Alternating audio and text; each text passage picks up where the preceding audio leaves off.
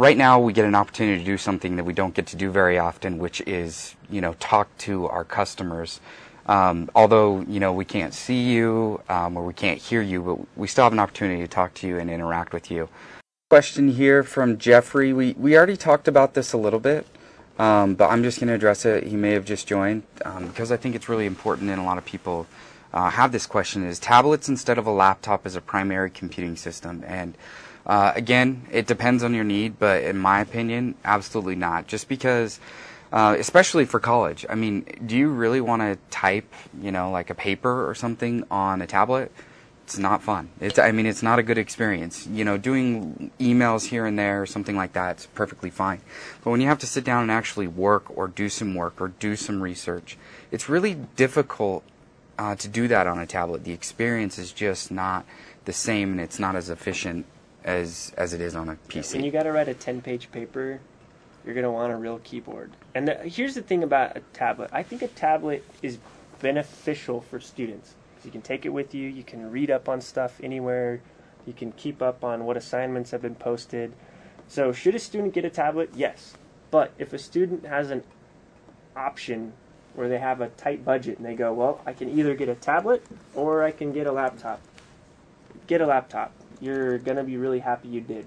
When everyone else is there hanging out on their tablet, you might feel bad about it, but when it comes down to writing those long papers and doing your research projects and all that kind of stuff, you're going to be really happy that you got a laptop. Yeah, definitely.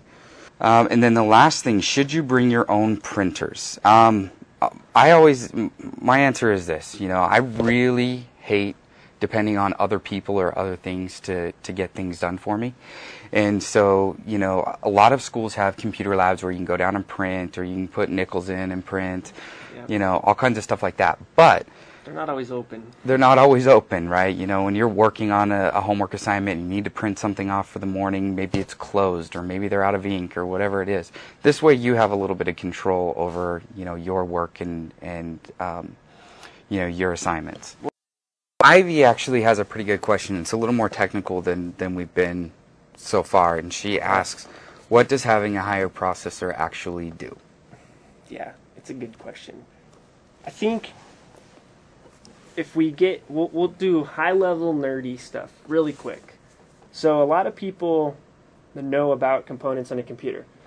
You're going to have a processor in a computer. Everybody always talks about them. Intel, you hear about Intel, you hear about AMD, they make processors. So you have your processor, you have your memory, which is super confusing because there's actually two types of memory. There's your hard drive, and then there's your short-term memory, which is your RAM.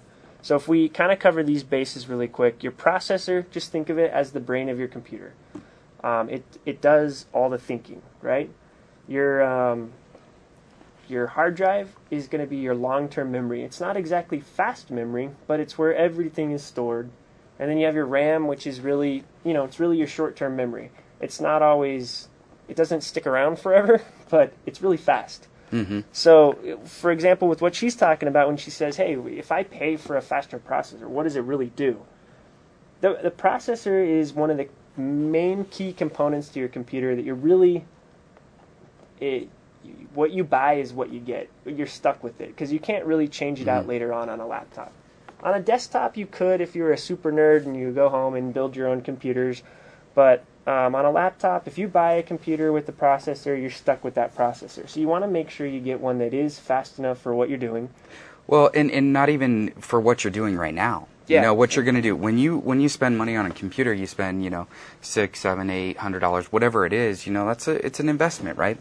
And you want it to last as long as possible. And so when I say lasting as long as possible, I'm not saying that after 3 years it's going to break or anything like that. But No, if you don't invest in it up front and try to put higher end components in like a processor that you can't change later, pretty soon the types of content that you consume on your computer are going to surpass the technology that's in it. So it's always good to try and look at those things that can't be changed out down the road, and you want to invest, if you have a limited budget, you want to invest in those things first.